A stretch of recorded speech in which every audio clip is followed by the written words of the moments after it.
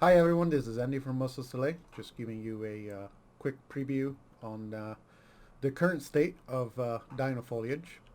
So after coding it for a while, we now have the ability to pick up items or foliage from the scene. As you can see, that one remained empty, so it was entirely picked up with an animation. And this one, different animation, different pickup, and it still picks up. Um, I have this little patch flowers here for testing. Everything here would be probably redrawn and removed. As you can see, the size of it is retained whenever you pick it up, and then it's just socketed onto your arm. The instance that you pick from is changed to a different static mesh, or well, skeletal and then static. If you want to be complicated about it, you can see they all move. The ones that get removed, they get removed if there is nothing to pick up. And I will be showing how everything works once it's finalized. It's looking quite funky right now, of course, with a giant plant attached to your arm. Um, so right now I will be making those go away after your arm returns to the right position. So that will simulate like putting the atom away in a satchel or something. As far as the animation itself, you can see that it has IK hand retargeting to kind of help with the positioning.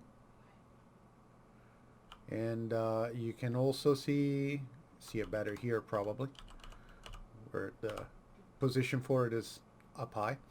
Um, as far as the other animation, it doesn't have retargeting in place.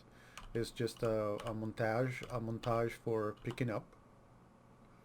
And you will be able to select whatever widget you choose for the, right now I have one that says eDo Harvest. It's just a general widget, entirely blank. If I can find it. Uh, harvest widget right here. It's literally just that. So this is spawned above the objects at runtime. Um, you can change that widget on a per object basis so that it can say something different for this flower and something different for this plant, all based on just changing the widget itself inside the component. And we will be showing how to set all of that up in the future videos. What else? That's pretty much it for what the current thing is. Everything else works as it used to. The replacement functions still work, as you see. Uh, as you might have noticed, maybe you didn't, there is no, I do not have an instance of this flower on the scene, which is the cut plant. If I wanted to, I could add a bunch of cut plants. This is actually not required as a foliage item for the item to just replace and have a dynamic instance. So instances are generated. It's using the instance static mesh system for replacing those or for putting those in. So those just kind of work. Um, the last thing that I will be looking into for these this whole thing is to have a way to save the current state of the foliage so that you can reload it in a later save. It may be a little bit too much. I'm not sure. I'm looking into the source code of the engine to figure out how they do it whenever the level loads.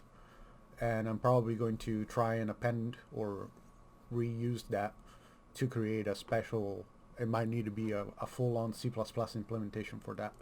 So it might have to be added as a separate plugin. I'm not sure. I want this to be just blueprint so that people can actually modify it on the fly. Um, yeah, that's it. Not much else to say about it other than it was hell coding those animations. I'm not sure you noticed maybe the fact that your character will actually turn to face. There you go. so that the animation is almost always on point. That's all. It runs off of these components that are added and blueprint interfaces that have been added, so you can pretty much add it to any new item, and we will be showing that in the next coming videos. Thank you for watching.